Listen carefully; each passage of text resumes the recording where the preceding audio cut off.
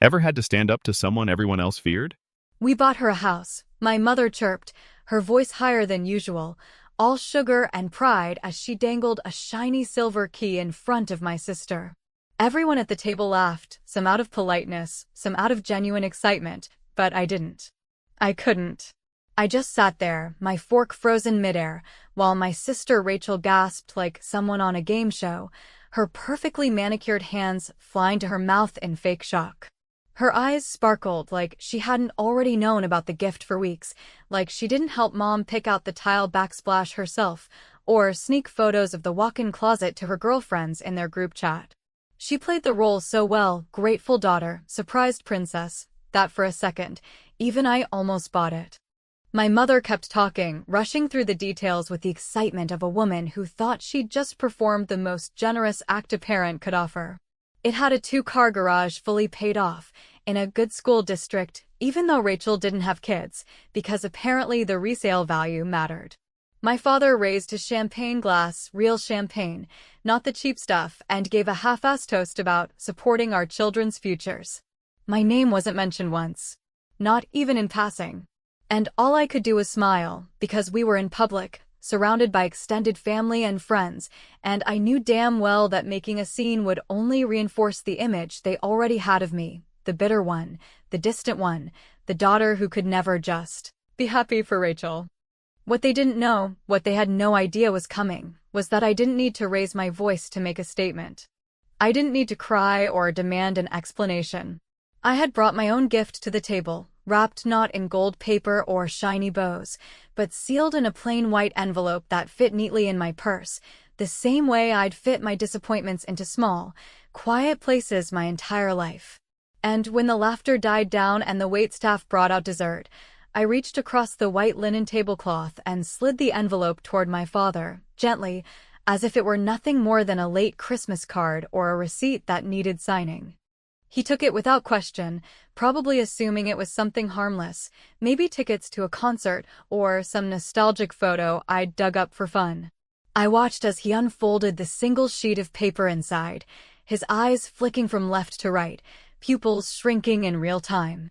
And then, without a sound, his hand started to tremble just slightly, like a low-grade earthquake under his skin, and the glass slipped from his fingers, bounced once against his plate, and shattered onto the floor like a warning shot. Conversations at nearby tables halted. My mother leaned over, frantic, asking if he was okay, if something was wrong, if he'd just had too much to drink. He didn't answer. He just kept looking at the paper. And in that moment, I felt it, something I hadn't felt in over 30 years. Control. For a few seconds, no one said anything. The servers froze. My Aunt Janet whispered something to her husband, who leaned in closer, eyes squinting like he was trying to read the note upside down.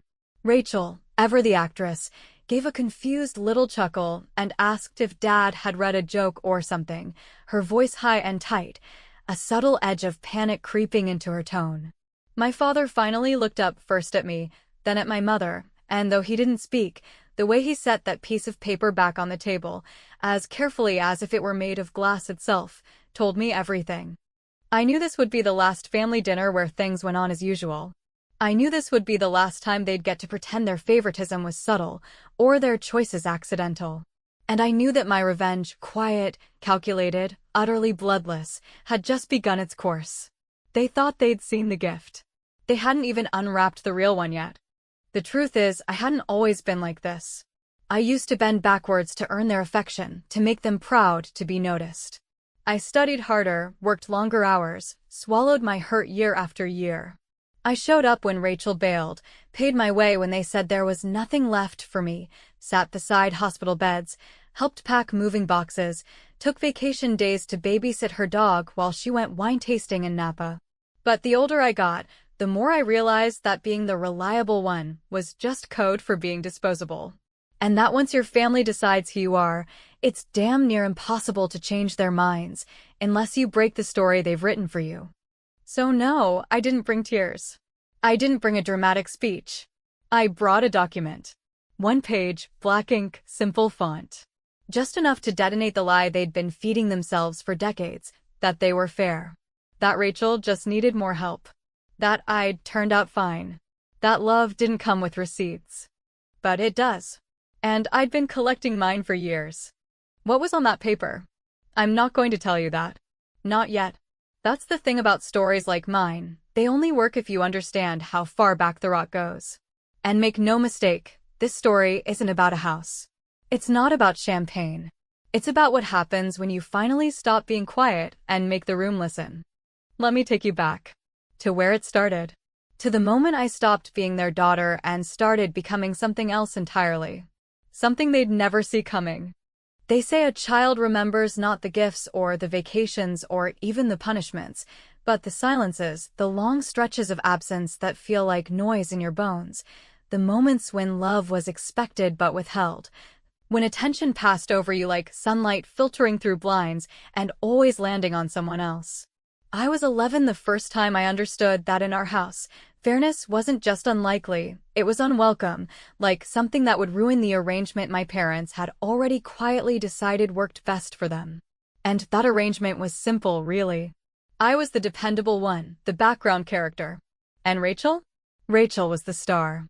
It's almost funny now, looking back on it, because I can't point to a single event that made it official. There was no family meeting, no signed decree. It just evolved. When Rachel crashed Dad's Toyota into a fire hydrant at 17, and they blamed the slippery road even though it hadn't rained in weeks, I realized we didn't operate on logic, we operated on emotion, and Rachel was always the emotional favorite. When I graduated valedictorian and they smiled politely, said, "Great job," and asked me to take a picture of Rachel and her prom date 5 minutes later, I swallowed the ache and told myself not everything was a competition. But it was. It always had been. The weirdest part wasn't that they favored her, it was that they made me feel like noticing it was the real betrayal, like I was the ungrateful one for needing proof that I mattered. Mom had this way of smiling when I brought things up, all tight-lipped and condescending, like she'd already decided I was being dramatic. "You always take things so seriously," she'd say, flipping through her coupon book or stirring the pasta sauce like nothing was wrong, as though acknowledging my feelings would somehow crack the image of herself she'd worked so hard to project. Devoted mother, fair to a fault, generous to both daughters. But it was never even close to even.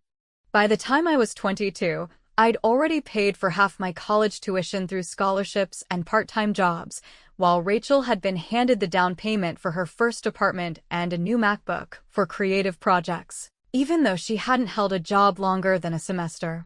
I was studying biology and pulling all-nighters at the library, while Rachel was failing her third photography course and getting flown out to Arizona for a mental health reset, paid for by our parents.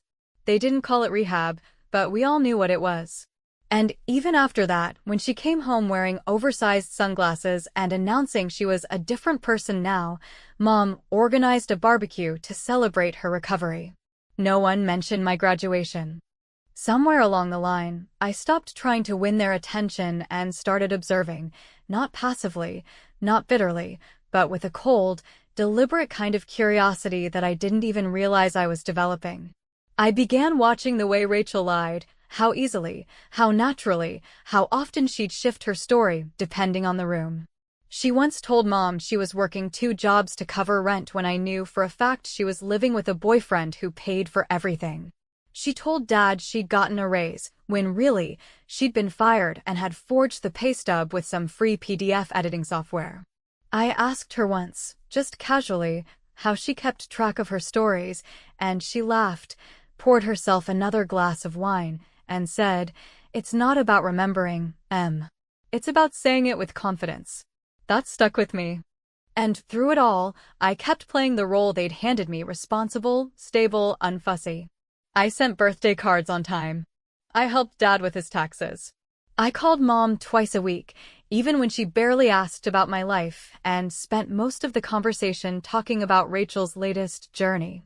When I had my son Tyler at 28, they sent a card and a soft blanket, and that was it.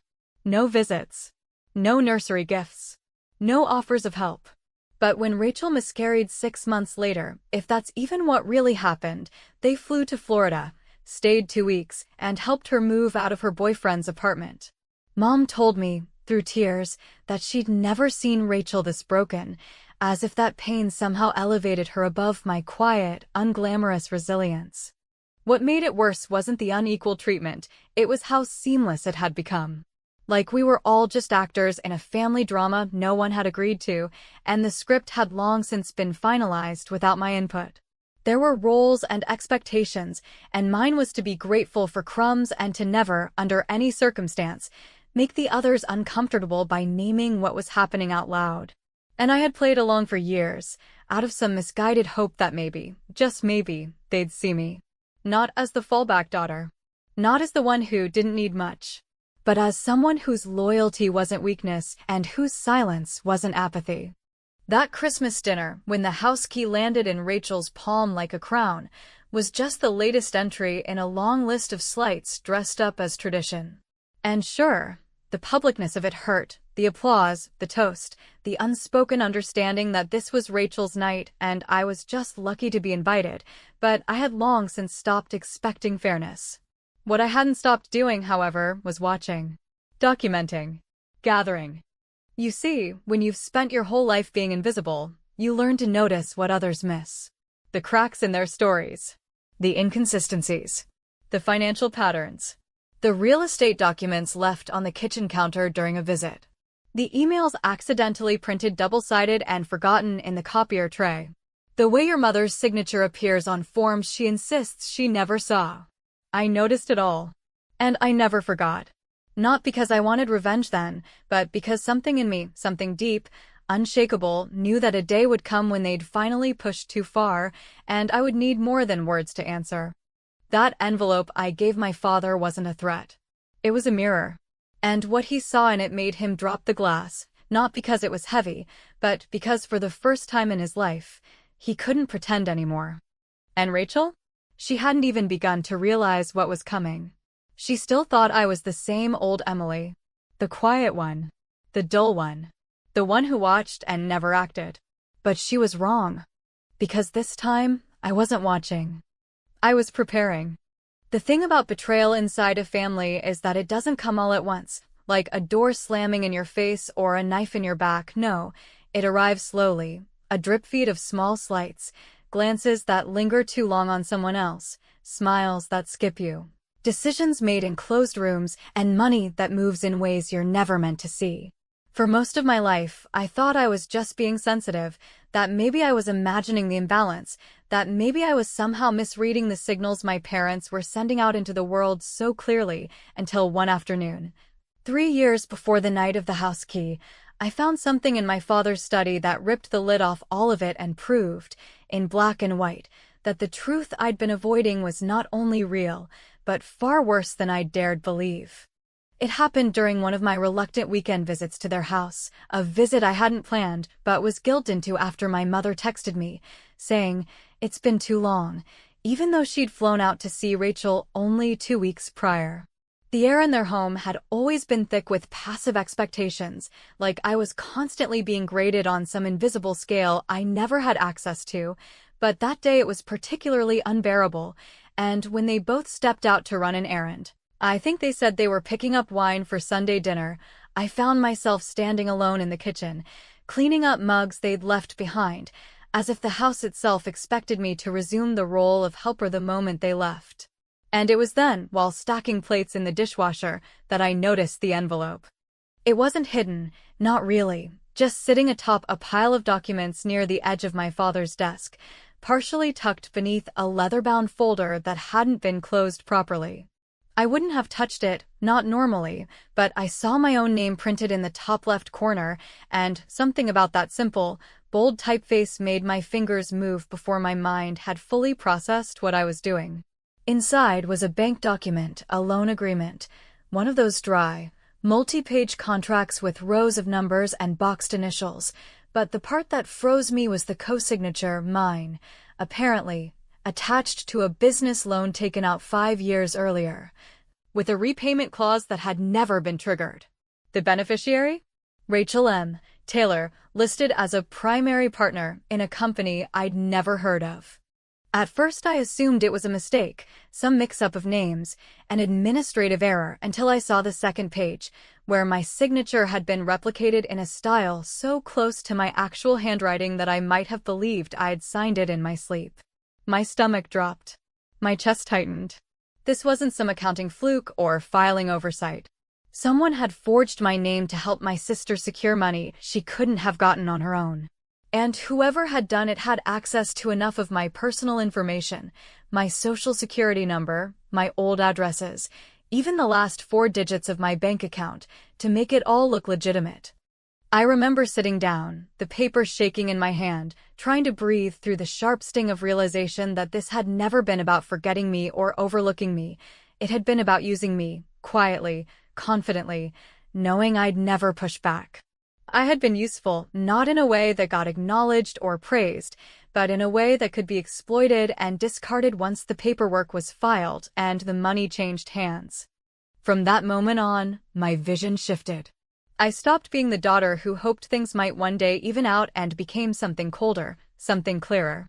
I started really looking, at everything around me with the eye of someone no longer trying to belong. I went through old files I had stored away in boxes, copies of tax returns I'd filed jointly with my parents when I was younger, back when I was still under their roof. I combed through emails. I requested credit reports. And what I found was a pattern so obvious, so brazen, it almost felt theatrical. Over the course of 12 years, my parents had co-signed or funded at least 4 of Rachel's failed business ventures, had transferred partial ownership of a small investment property into her name, had used what was left of my late grandmother's trust, which was legally split between us both, to float Rachel's credit card debt and a down payment on a condo she lived in for less than 6 months before moving in with her then-boyfriend. Every time Rachel failed, they didn't just cushion her fall, they handed her a parachute stitched with my name. I had unknowingly paid for her mistakes, not in dollars I handed over willingly, but in silence, in ignorance, in the kind of blind trust that's supposed to be sacred within a family. It was then that I reached out to someone I hadn't spoken to in years, Nadia, a former classmate of mine who had gone on to become a financial compliance lawyer in a firm that specialized in small business audits. I didn't tell her everything, not at first. I framed it as a hypothetical, and even that had her sitting up straight by the end of the call. "If this is real," she said, "you're not just looking at fraud, Emily.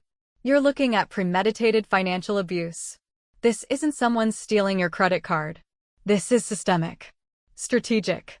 That word, strategic, stuck with me more than anything, because it made me understand that this hadn't been about helping Rachel in isolated moments of crisis. It had been about engineering her safety net with pieces of my life, my identity, my future. And my parents, whether through blind loyalty or willful ignorance, had made themselves accomplices. They had never protected me from the fallout because in their eyes, there had never been fallout. Just Emily, steady Emily, who always bounced back, who didn't need help because she never made messes. Except now I was holding proof that my name had been the mop they used to clean up theirs. Over the next 6 months, I built a file. I pulled copies of every document I could get my hands on, requested bank statements, notarized statements, even tracked down one of Rachel's former business partners. He remembered her well. Mostly because she owed him nearly $15,000 and had ghosted him after a weekend retreat in Big Sur. Every thread I pulled led to more. And by the time that Christmas dinner arrived, I had everything I needed. Every transfer. Every signature. Every lie. Compiled. Organized. Dated.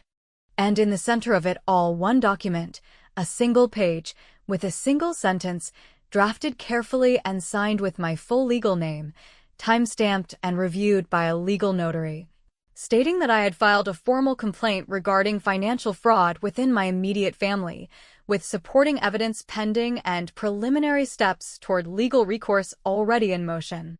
It wasn't loud. It wasn't theatrical. But it was precise.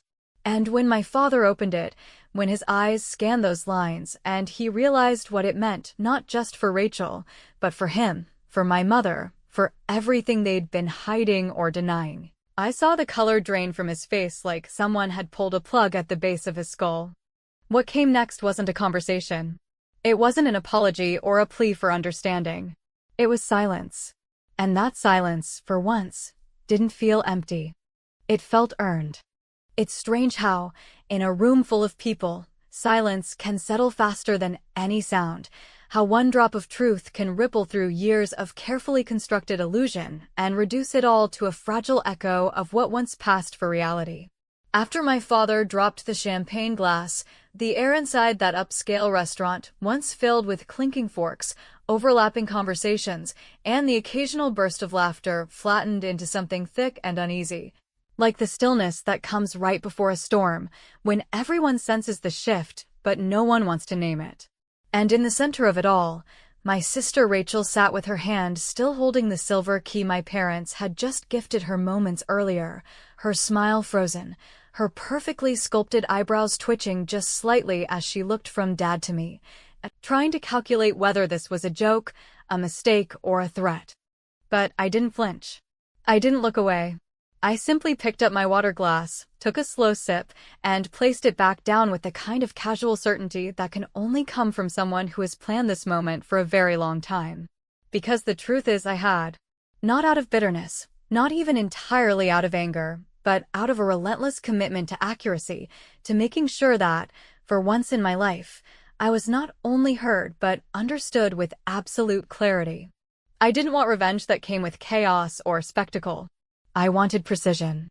I wanted that one sentence to land like a scalpel, sharp and impossible to ignore. And it did. Of course, no one said anything right away. My mother blinked rapidly, her fingers twitching at the edge of the tablecloth, like she couldn't decide whether to scream or smooth out the wrinkles.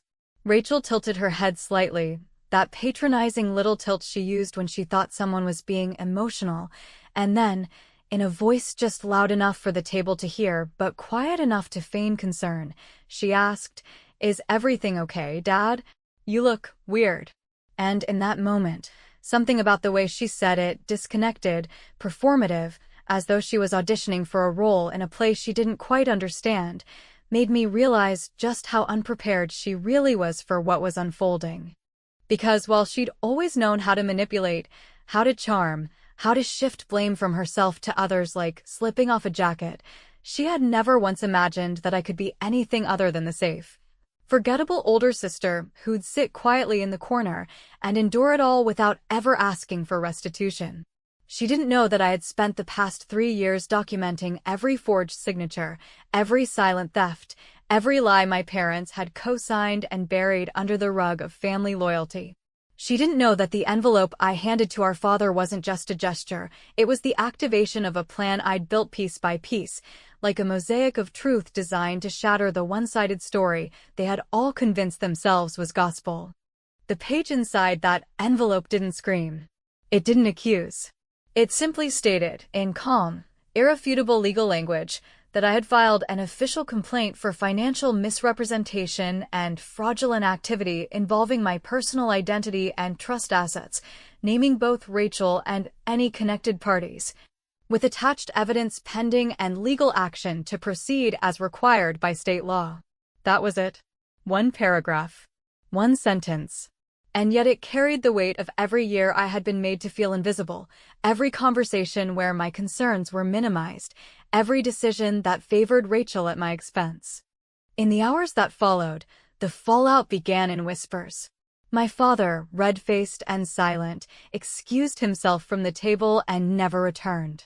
My mother tried to carry on, offering cake as if the act of slicing it could restore normalcy, her voice brittle and too bright, like someone clinging to a lifeboat that's already been punctured.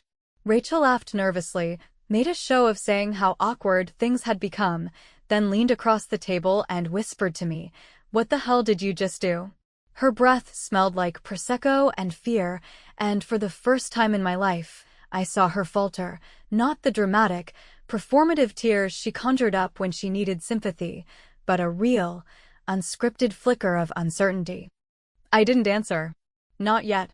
Instead, I waited until the end of the night, when guests had begun filtering out, when Mom was busy fake laughing in the corner with Aunt Cheryl and Rachel had stepped away to take a call outside.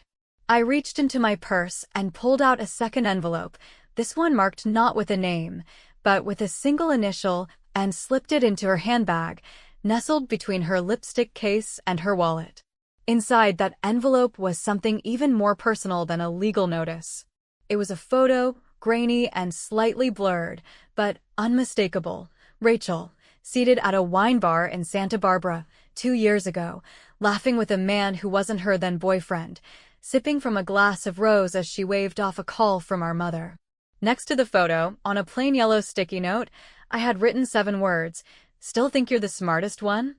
I didn't need to explain it. Rachel would know what it meant.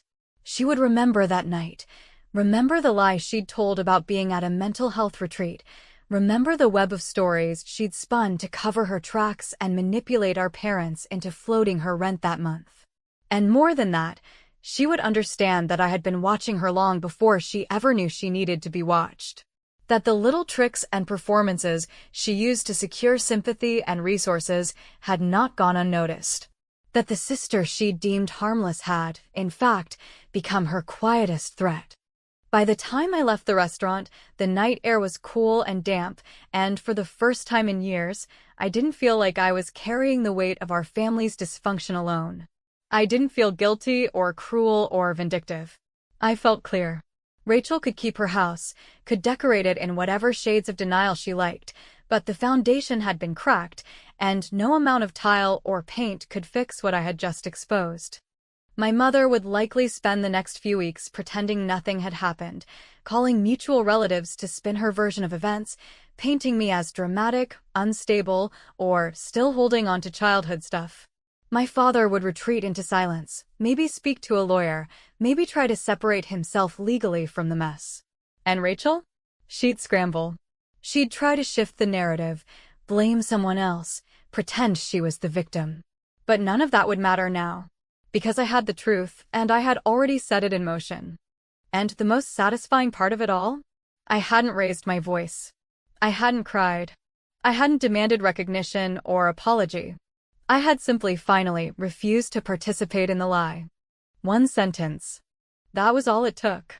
In the weeks that followed that dinner, if you could still call it a dinner and not the controlled demolition of an entire family mythology, something remarkable began to happen, not in the form of dramatic confrontations or tearful reconciliations, as television dramas might suggest, but in the eerie, echoing quiet that descended upon every thread that once connected me to my family, like a light switch had been flipped and every hallway I used to walk was now bathed in shadow. There were no voicemails from my mother demanding answers, no long-winded texts from Rachel attempting to spin a new version of events, no emails from my father trying to salvage his reputation or deny involvement. Instead, what arrived was something far more definitive than any apology or defense, a wall of silence so complete, so immaculately curated, that it told me more than any words ever could. At first, I half expected Rachel to show up on my doorstep, that self-righteous fury in her eyes, clutching the envelope I'd placed in her purse like a weapon she didn't know how to wield, ready to unleash whatever version of the story she had pieced together in her head and throw it at me like it might stick. But she didn't come. She didn't call. The phone stayed quiet, and the doorbell never rang. And as the days passed, that silence shifted from suspense to satisfaction, because I realized that the absence of their outrage wasn't confusion, it was guilt, the kind that doesn't scream but simmers, the kind that strips you of your illusions in private and leaves you naked in the truth you thought no one else would ever see. My father, ever the tactician, handled things in the most predictable way possible. 2 weeks after the incident, a certified letter arrived at my apartment, neatly typed and impeccably formal, from a third-party attorney I recognized as a longtime friend of his, stating that he would be withdrawing from all financial partnerships and business arrangements associated with my name or assets, and that any misunderstandings would be amicably resolved pending further investigation. There was no signature, no personal note, no phone call. Just that thick white envelope sitting in my mailbox like a tombstone, a final acknowledgement of everything he had once dismissed as unimportant. I didn't reply. I didn't need to. Because I hadn't sent that original document to spark a legal war, I'd sent it to make them see me, really see me, for the first time in my life, not as the background character in their glossy version of reality, but as the one who had been holding the receipts all along. My mother, true to form, responded with her favorite defense mechanism, selective amnesia and performative grace. She didn't reach out, didn't ask to talk, didn't even pretend to seek resolution. Instead, she posted a series of carefully curated photos on Facebook of her and Rachel smiling beside the new house, champagne glasses raised, sunlight filtering through a window that now belonged to someone who had stolen pieces of my life to get it.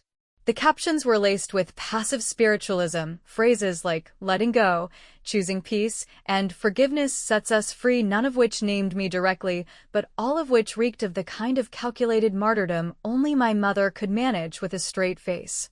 She wanted the world to believe she had done everything right, that she had been caught in the crossfire of something she neither caused nor understood, that her hands were clean. But they weren't. And I knew she knew it. The irony was that, despite everything I had uncovered, everything I had exposed, I didn't feel triumphant. I didn't feel like I had won. What I felt, more than anything, was a slow, aching release, as if I had been holding my breath for 30 years and was finally allowed to exhale. Not because they had changed, not because they had apologized or made amends, but because I had stopped waiting for them to. That part of me, the daughter who still hoped they'd come around, still believed that love could be fair if you just earned it hard enough. She had died that night at the dinner table, quietly, without ceremony. And in her place stood someone who no longer needed to prove anything to people who had never truly seen her. I remember one evening, maybe a month after everything unraveled, sitting across from my son Tyler at the dinner table, just the two of us, in our small but warm kitchen, the ceiling fan humming softly above. The kind of silence between us that didn't feel heavy but familiar, safe. He looked up from his plate and asked me, in that straightforward way kids have, "Are you sad about Grandma and Grandpa?" And I didn't answer right away. I just sat there, staring at my fork, trying to find the honest version of a feeling that had no easy name. Finally I said, "No, baby. I'm not sad. I'm just done." And that was the truth. It wasn't sadness I felt, not anymore. It was clarity. It was freedom. It was the steady, quiet power that comes when you stop asking for what someone has shown you, over and over again, they will never give. I had spent my entire life trying to be the kind of daughter they could not ignore, responsible, respectful, reliable to a fault, and when that didn't earn me love, I tried to be invisible, thinking maybe they'd appreciate me in the absence of noise. But none of it worked. Because they didn't want a daughter who asked to be treated fairly. They wanted one who wouldn't notice the imbalance at all. And when I finally refused to play that part, they didn't know what to do with me. So they erased me. But the beautiful thing about truth is that once it's spoken, it doesn't need permission to exist. They can rewrite the story however they like. They can pretend I'm the angry one, the dramatic one, the ungrateful one who couldn't just be happy for her sister. But deep down, they know. And more importantly, I know. And that's enough. Some nights, when the house is quiet and the dishes are washed and Tyler's asleep, I sit at my desk and pull out the file I built over those 3 years, not to relive the pain or gloat over what I uncovered, but to remind myself that I wasn't crazy. That I didn't imagine the imbalance. That the facts were real, the signatures forged, the money stolen, the silence earned. There's still one envelope left, sealed and unmarked, buried at the back of the drawer. I haven't opened it since I wrote the note that's tucked inside, the one that simply says, "Open if they show up again." Maybe they won't. Maybe their pride is too thick, or their guilt too raw. Or maybe they will. Maybe Rachel will knock on my door one day, holding a story so brittle it breaks on her tongue. Maybe Mom will call, pretending it's all behind us. Maybe Dad will write one of his cold, clinical letters, offering some vague reference to healing. If they do, I won't scream. I won't cry. I won't explain. I'll hand them the envelope. And I'll let them read it. And whatever they do next, that'll be their story to tell.